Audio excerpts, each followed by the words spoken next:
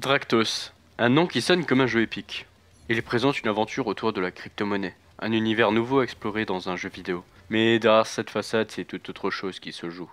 Aujourd'hui, on va plonger ensemble dans l'un des hacks les plus sophistiqués qui circulent dans le monde actuellement.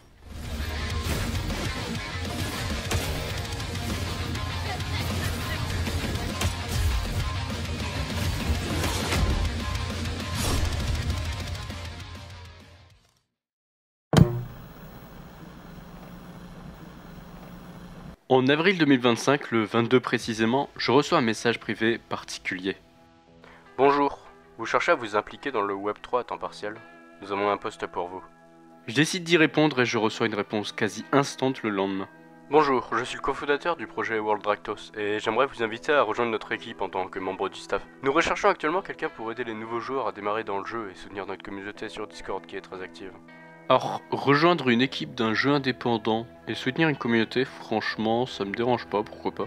Ce que le rôle implique. Modérer le serveur Discord, répondre aux questions de support et répondre aux questions de la communauté. Le poste est flexible. Vous pouvez choisir entre les jours et les heures qui vous conviennent le mieux. Le taux horaire est de 40 $. Vous pouvez bosser 6 heures par jour jusqu'à 5 jours par semaine. Le salaire hebdomadaire est de 1100 à 1200 $, payant en crypto. Et pour les options de paiement, elles sont à l'heure ou à la journée. Seriez-vous intéressé pour en savoir plus sur ce poste? Et si je peux me permettre, d'où venez-vous? Alors c'est franchement pas mal et je viens de France. D'accord, je vous envoie le lien vers notre serveur Discord pour que nous puissions faire connaissance et discuter de tous les détails. Ça vous convient? Rejoignez notre Discord, créez un ticket dans le canal OpenTicket et mentionnez-moi dedans. Mon nom est Dan. Discord.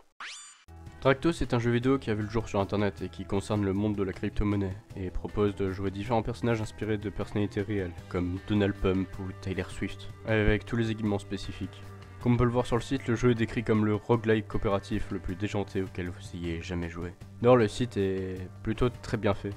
Dractos a un serveur Discord comme dit précédemment, une chaîne YouTube, des comptes Twitter, un compte LinkedIn ou même un compte Telegram. Arrivé sur le serveur de Dractos, je remarque qu'il y a énormément de monde de présent. Et on voit un serveur relativement bien fait, avec pas mal de messages envoyés chaque jour. Et c'est peut-être là qu'on comprend pourquoi des membres du staff recherchent des modérateurs. Tout se passe bien, les réponses sont chaleureuses. Mais en revanche, si on analyse ce serveur, on se rend compte que tout est absolument faux. Tout est une mise en scène, en commençant par les comptes des utilisateurs jouant à Dractos.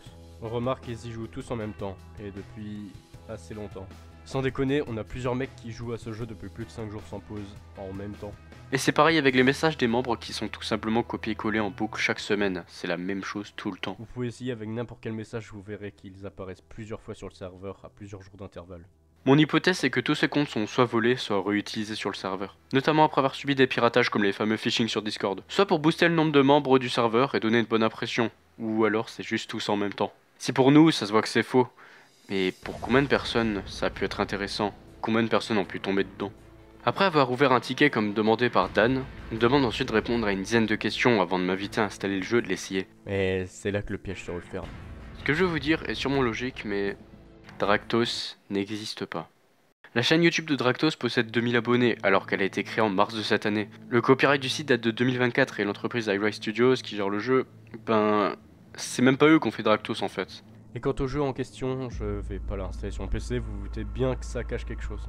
J'ai quand même téléchargé le jeu pour voir, mais vous remarquez assez vite que le site n'est pas en exécutable, mais dans un format qui ne vous dit peut-être rien. L'extension .application, ça désigne un fichier généralement lié à une application ClickOnce sur Windows. ClickOnce, ça permet de déployer et de mettre à jour facilement des applications Windows via le web ou un réseau. En clair, ça fonctionne comme une sorte de manifeste de déploiement qui décrit comment l'application s'installe et comment elle doit être mise à jour sur un ordinateur. Un fichier dans ce type peut donc pointer vers un programme affecté qui s'installe automatiquement une fois lancé.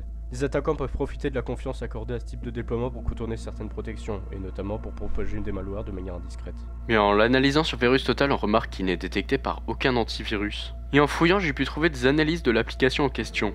Et ce qu'il y a dedans, vous n'êtes pas prêt.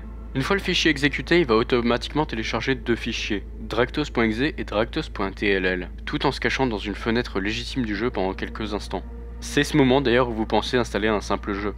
La prochaine étape sera ensuite une tentative d'élévation des privilèges sur la machine, c'est-à-dire quasi rien. C'est-à-dire potentiellement prendre le contrôle de votre ordinateur en passant par le statut d'administrateur. Par la suite, ce qui va se passer, c'est que Dractos va supprimer des bibliothèques indispensables au fonctionnement de l'ordinateur, lire de nombreuses informations de votre machine comme la date d'installation ou les paramètres de sécurité, déposer ses propres fichiers dans d'autres dossiers et potentiellement aussi dérober des informations comme vos mots de passe ou des infos bancaires, ou voire même se servir de votre machine comme mineur de crypto-monnaie. Vous avez sans doute pu voir il y a quelques jours des chaînes comme celle de Monkey Studio qui sont tombées dans des pièges de faux développeurs de jeux vidéo, proposant des partenariats pour des jeux en avant-première. Ça fonctionne dans le même style où la chaîne est totalement transformée, en utilisant une société de crypto-monnaie comme Ripple, en montant à Life Factis pour proposer aux gens d'envoyer de l'argent sur un portefeuille quelconque. Asset, plain and simple. This is an incredible victory. Les sessions de navigateur sont dérobées dans ces cas-là, donc ce qui permet de vous connecter à tous vos comptes. Chaque compte que vous avez sur un site est modifié, vous perdez l'accès, ce qui est fortement dangereux pour vos données personnelles. Et du coup, ce qui se passe, c'est que toutes vos protections sur chaque site ne servent littéralement à rien. Pas même la double authentification qui n'est là d'aucune utilité. Pour des chaînes YouTube, tous les administrateurs et modérateurs sont jetés par le pirate qui va automatiquement se donner tous les rôles de contrôle, et ainsi personne ne pourra le dégager. C'est pour ça que c'est juste un des pires pièges actuellement. Enfin, pour les usurpations de mails, les pirates exploitent une faille technique du protocole SMTP, qui permet l'envoi des mails et qui n'intègre pas d'authentification par défaut. On est habitué à voir des faux mails où les noms de domaine sont usurpés, avec une petite faute qui se remarque si on y fait attention, mais pour des vrais domaines, ça diminue largement le doute. Cette erreur de protocole, c'est ce qui permet l'usurpation des mails, et notamment ce qui arrive ces derniers jours avec le studio Telltale, qui est usurpé pour des arnaques. Les champs des entêtes d'email peuvent être modifiés pour tout simplement usurper une identité quelconque pour la victime. Ce qui peut aussi arriver avec un email d'employé, c'est que cette personne ait pu aussi tomber dans le piège comme du phishing ou un accès à ses sessions de navigateur. Ce qui a permis de prendre son compte pendant plusieurs semaines ou mois pour envoyer des mails à sa place. Dractos et son application ne sont plus accessibles aujourd'hui, mais ils sont toujours hébergés depuis plusieurs mois sans que rien ne se passe. D'ailleurs, ces derniers temps, j'ai pu voir qu'ils ont changé de nom pour Dreadmore, tout en utilisant les mêmes méthodes de hack. Par la suite, j'ai décidé d'enquêter un peu autour des différents sites de Dractos et j'ai pu remarquer qu'une adresse IP était derrière eux, en Russie. Derrière cette IP, on peut voir aussi qu'un autre faux show a été réalisé quelques mois plus tôt, Legends of Velora, qui est une usurpation du jeu Legends of Venari, tout pareil que pour Dractos, avec une fausse application à télécharger. Le site est d'ailleurs toujours accessible à l'heure actuelle. Mais cette IP russe, elle nous donne également des infos bien plus importantes. On tombe sur des sites pour acheter du e-liquide pour des cigarettes électroniques depuis un vendeur en Russie. Et on tombe sur un Fury. On trouve assez vite un site pour vendre des services de vente d'installation de plafond tendu appartenant à une personne russe. J'ai essayé un peu d'établir le profil de cette personne, mais j'avoue qu'on est possiblement sur un mec en tenue de Fury, en chien, qui vend des cigarettes électroniques et qui vend des services de plafond tendu. Et dans son temps libre qui fait des faux jeux. Pour le coup, on n'est vraiment pas sûr, mais il y a des grandes chances que ça pourrait être lui étant donné l'IP du serveur qui héberge principalement ces sites. Après tout ça, j'ai décidé de construire un dossier concernant Dractos et amener le plus d'éléments possible afin de faire fermer les sites et les différents comptes de réseaux sociaux, ainsi que la plupart des comptes Discord concernés dans ces envois de faux messages. Étant donné l'envergure des hacks, il est toujours important d'être sensibilisé et surtout de protéger ses comptes avec des mots de passe sécurisés.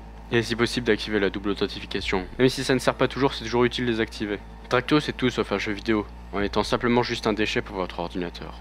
Cette vidéo a simplement été faite dans le but d'avertir et était vraiment pas prévue. Idem pour les streamers ou youtubeurs, il y a toujours des chances que vous aussi vous ayez des mauvaises surprises dans vos emails, avec des propositions de jeux assez crédibles qui cacheront des choses assez terrifiantes. C'est ce qui est arrivé la semaine dernière et c'est ce qui continuera d'arriver. C'est assez connu que maintenant ces personnes ciblent notamment des vidéastes autour du jeu vidéo pour les atteindre plus facilement, peu importe leur taille.